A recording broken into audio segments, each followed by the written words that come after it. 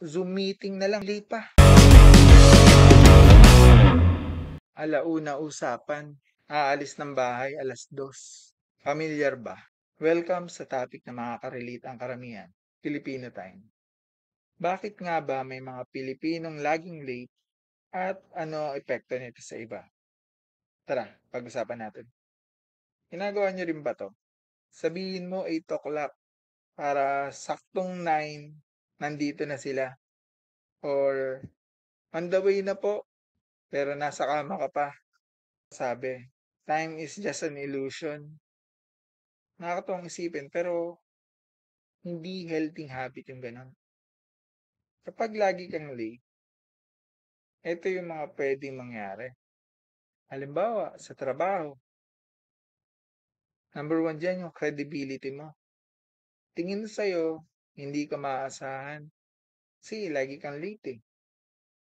Or worse, ba matanggal ka or masisanti ka pa sa trabaho mo.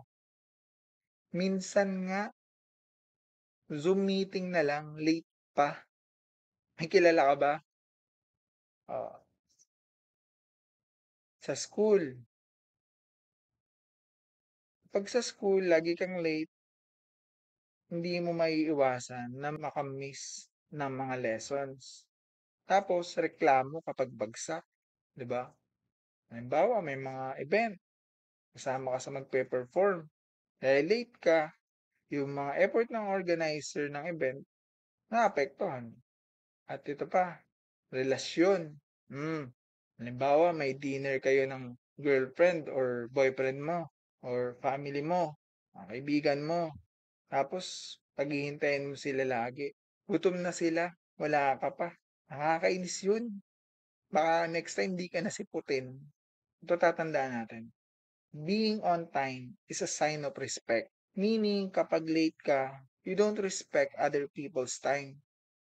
Pero bilang Pilipino, alam nyo ba, saan nga ba natin nakuha yun? Isa na dyan, sabi ng matatanda, ng panahon ng Kastila, yung mga elite member ng society, they will show up in an event na late para ipakita yung status nila. So, basically, paimportanteng tao.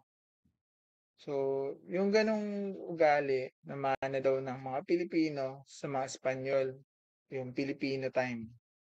Isa sa dahilan, yung relax lang culture.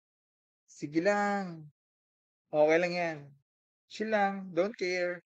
Yan, isa yan sa dahilan kung bakit laging late ang isang tao. And lack of understanding sa epekto ng pagiging late nila. Hindi kasi nila naiintindihan yung importance ng pagiging on time at meaning ng pagiging late nila.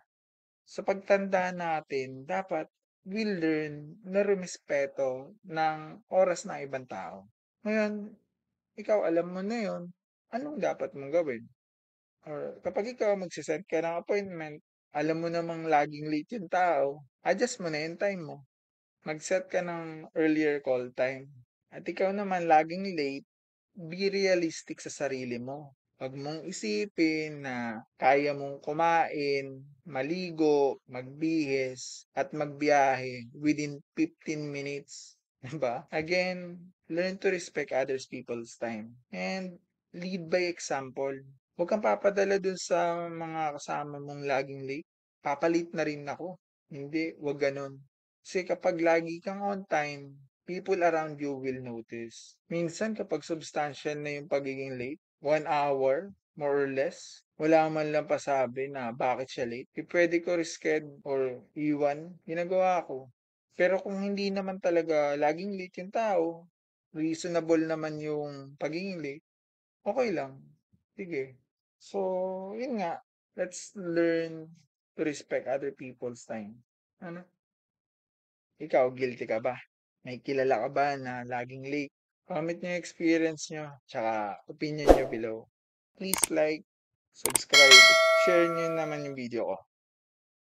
One Objective, signing out.